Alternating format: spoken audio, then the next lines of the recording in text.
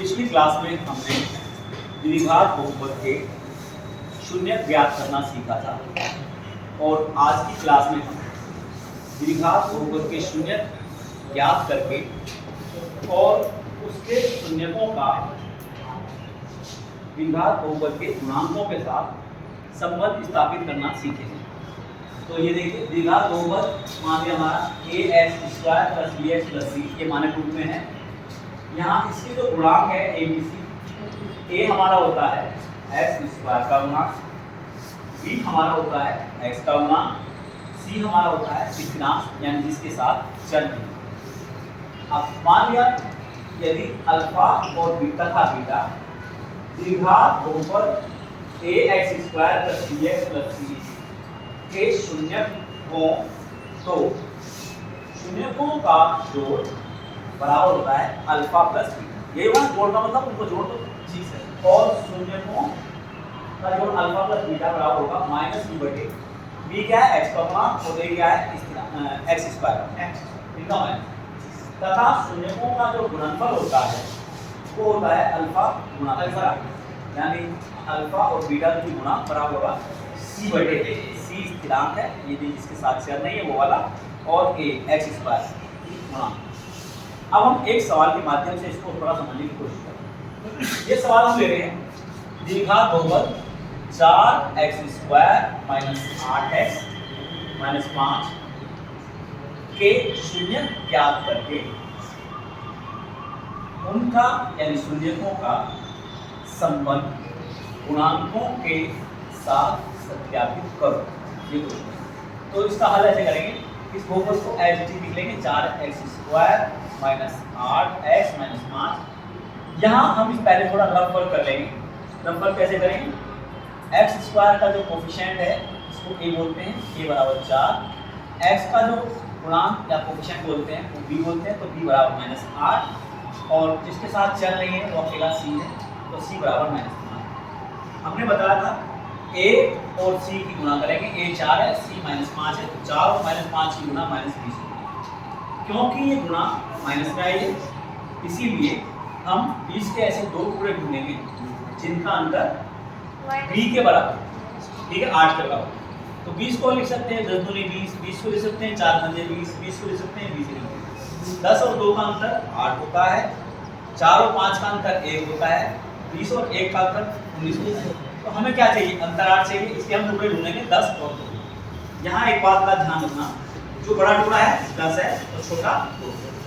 10 को b वाला चिन्ह देंगे, b का चिन्ह क्या है माइनस, तो इसलिए 8 के -8x के नीचे -10x लिखेंगे और दूसरा टुकड़ा +2 है उसका प्लस कर देंगे -5 को ऐसे ही नीचे उतार देंगे 4x² कर देंगे।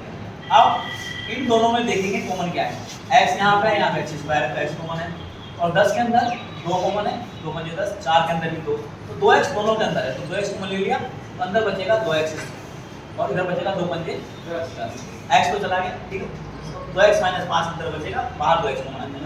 अब इन दोनों में क्या कॉमन है, यहाँ कुछ भी कॉमन नहीं है, एक ले लेंगे बाहर, एक सब के अंदर कॉमन आता है तो अंदर वाला ऐसे लिख लेंगे 2x - 5। यहाँ तक क्लियर, किसी को कोई डाउट? अब 2x अच्छा हाँ ये अब हमारे दो पद हो गए, एक तो ये पद है क्योंकि ब्रैकेट के साथ जुड़ा है, एक पद ये है और एक पद ये है, तो बीच में प्लस का निशान है तो दो पद है, दोनों पदों में कुछ कॉमन है। तो देखो 2x - 5 इधर वाले में है और 2x - 5 इधर वाले में, तो इसको बाहर ले लेंगे तो इस वाले में बचेगा 1 और इस वाले में बचेगा 2x, ठीक है। तो 2x + 1 और 2x - 5 ये हमारे दो रैखिक बहुपदों की गुणा बन गई है। अब क्योंकि हमारा द्विघात बहुपद था इसको हमने एक घात वाले दो बहुपदों की गुणा के रूप में कर लिया, रैखिक बहुपद। तो रैखिक बहुपदों की मदद से हम शून्य आराम से निकाल देते हैं। बहुपद को 0 के बराबर रखो और चर का मान निकालो, तो 2x + 1 को 0 के बराबर रखा तो 2x बराबर 1 उधर जाके माइनस का हो जाएगा और x बराबर यहाँ गुणा में 2 तो बटे में आ जाएगा, तो x की वैल्यू -1/2, एक शून्य को ही आ गया।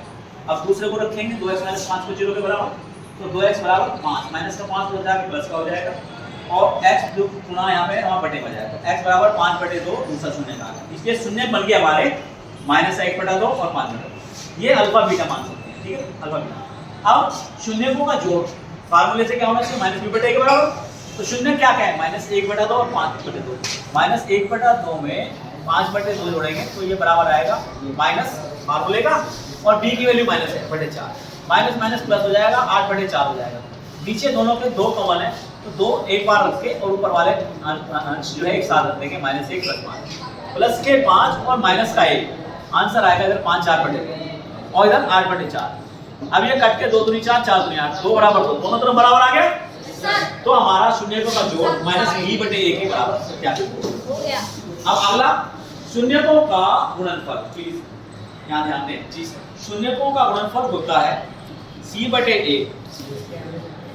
शून्य क्या क्या थे हमारे, -1/2 और 5/2। -1 और 5 की गुणा -5, 2 और 2 की गुणा 4, और c की वैल्यू कितनी है देखेंगे आप, -5 और a हमारा 4 -5। यहाँ भी दोनों बराबर हो गए तो ये सत्यापित हो गए। समझ में आया सब बच्चों को?